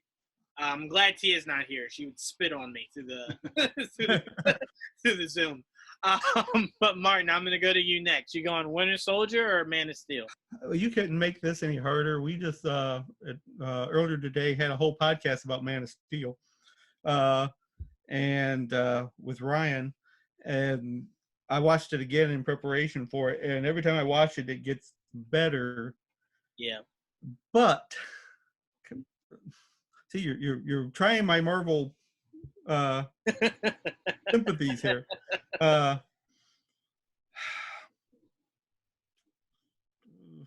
know you wanted quick.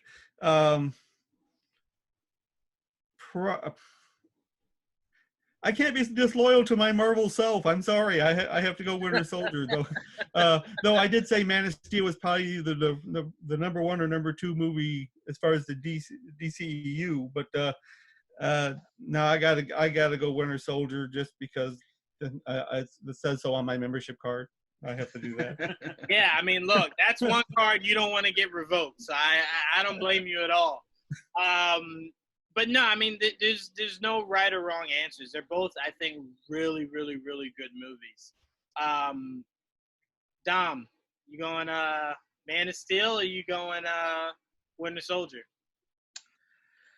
So I've mentioned before that Winter Soldier, the aspects of the movie I respect a lot. But with me doing my film critic duties over the past year, I've come to appreciate cinematography a lot more. And I just looked his name up. for Man of Steel, Amir, like Mokri. I'm not really probably not pronouncing it right, but the cinematography for Man of Steel is beautiful. Whatever, I don't know. That's a job that I don't quite get, like how they come to what they want to do. But whatever him and Snyder did to come up with those shots, is what puts it over the edge for me. So I'm gonna go Man of Steel. Yeah, I tell you what, as much flack as you could give Zack Snyder, no one can capture scenes better than that guy. I mean, look at that warehouse scene. Yeah. I mean, at that point, that's iconic.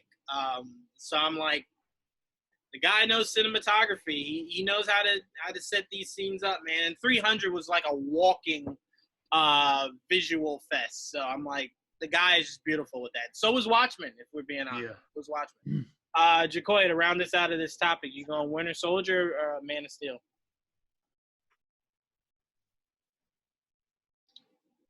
You're muted. Hold on. Unmute yourself. I'm sorry. I have some more homework. What? You didn't see Man of Steel? No. Oh my goodness. But I'm aware that it's like the renew of this. Wait, hold on. I mean, I do. I'm out. So as you started BVS, you didn't think to yourself, this is like a continuation of something.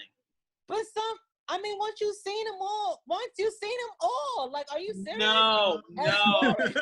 As far as like, I mean, listen, the stories themselves are the same. No matter how much you put in different packaging, it may look better in a different package than it does before, but you still know the story. That's what I'm saying. I will watch it. Oh my God. I said I'm going to watch it. Oh my gosh. Oh my, I'm going to watch it. I never told you to watch BVS if I knew you didn't see Man of Steel.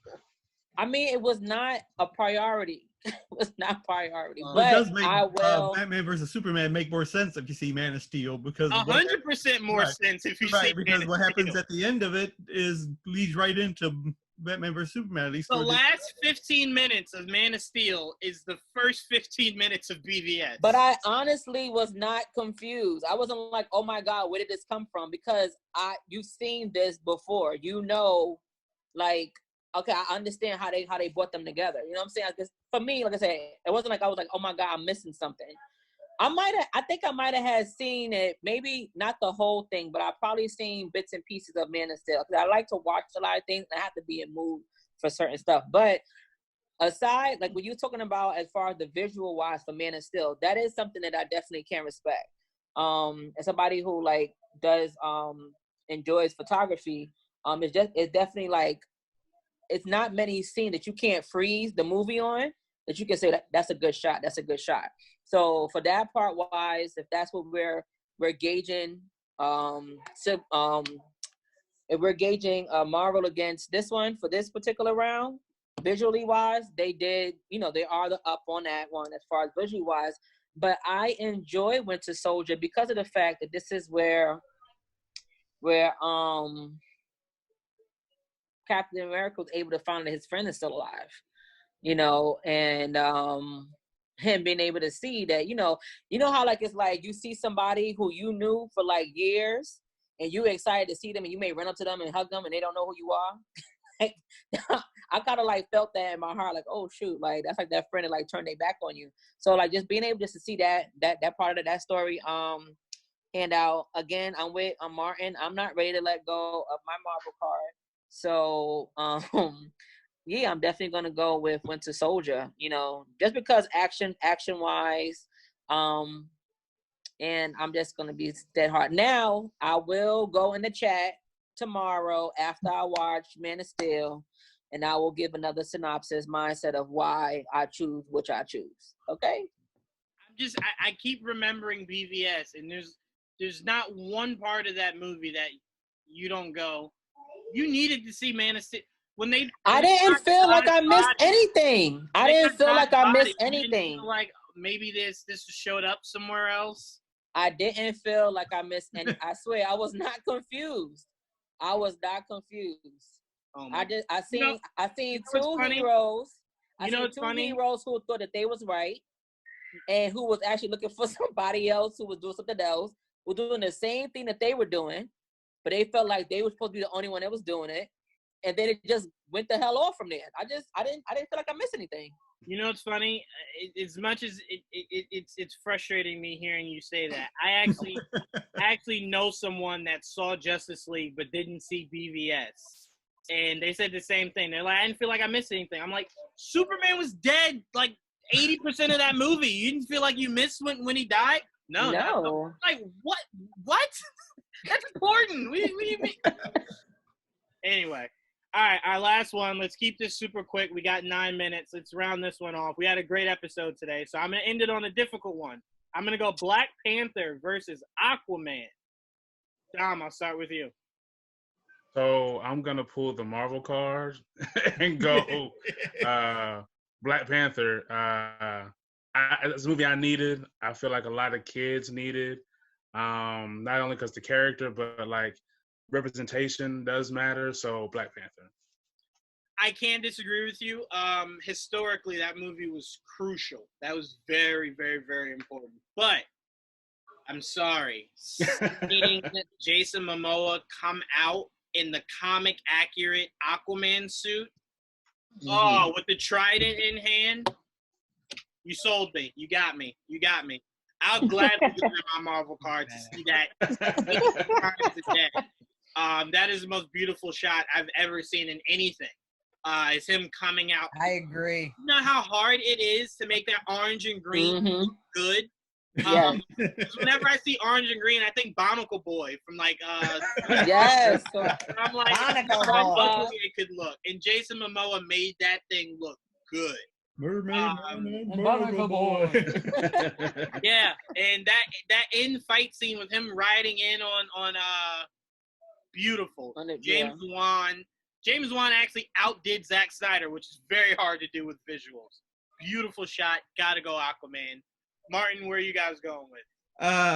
Again, these last ones are really tough because I loved Aquaman. I love Jason Momoa. And as you say, when he came out in the iconic Aquaman suit, that's right. I think only he could make that look good. I'm not even sure if the cartoon guy looks good in that. No. But I really love Black Panther too. Let me ask you this: as far as the Aquaman thing, do you think Aquaman it came out after Justice League? Yeah. Do you think it should have been before Justice League? I think all the movies we're getting now should have been before Justice League. Right. And to me, that would have had a better impact had they done it that way, but of course they didn't. Stupid Marvel card. But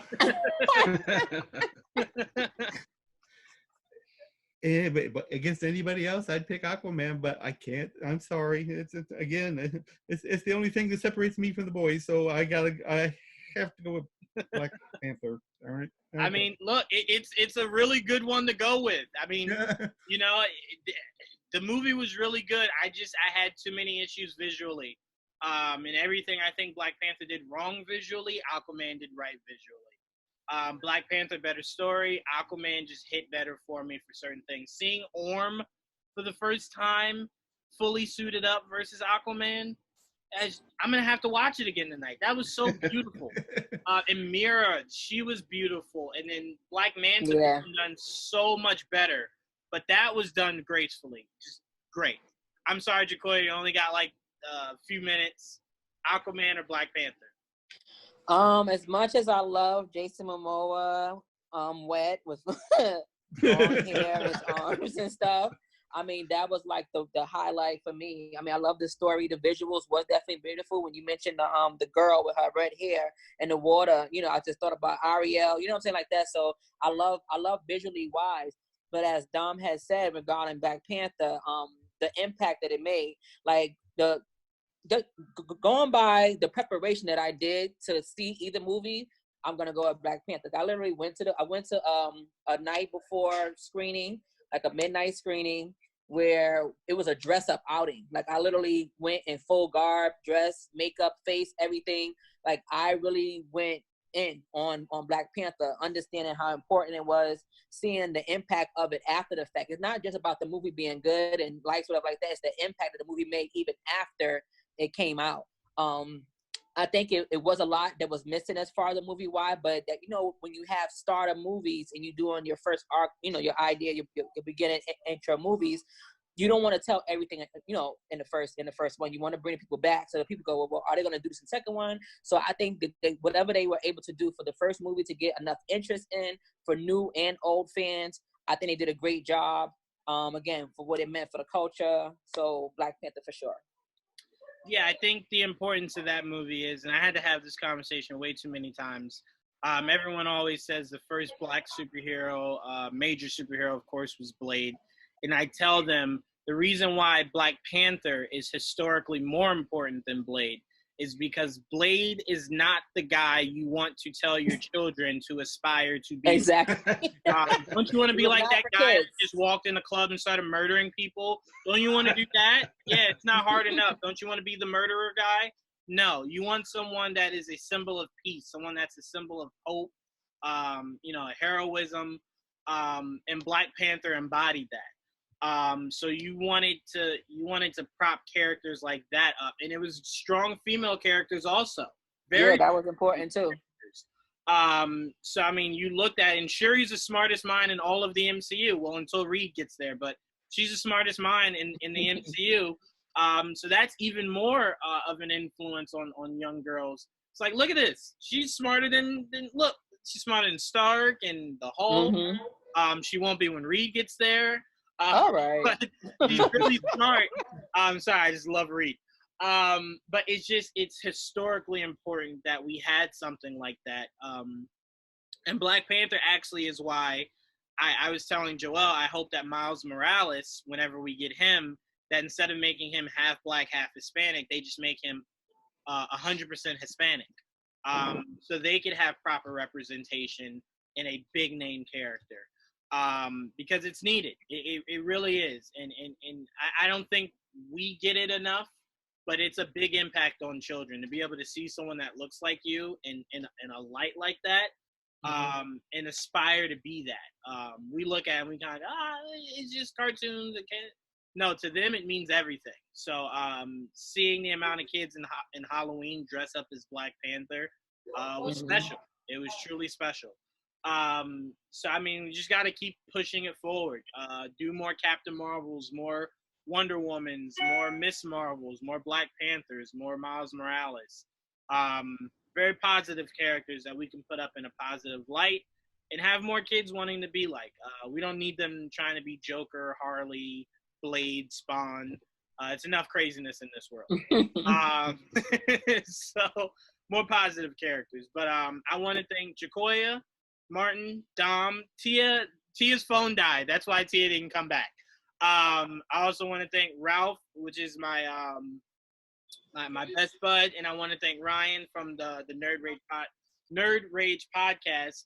I'm gonna make sure to put all you guys' links to your shows, your articles, your work in the YouTube information section. I don't know if you guys have been seeing that in the videos that I posted, but it's there, clickable links.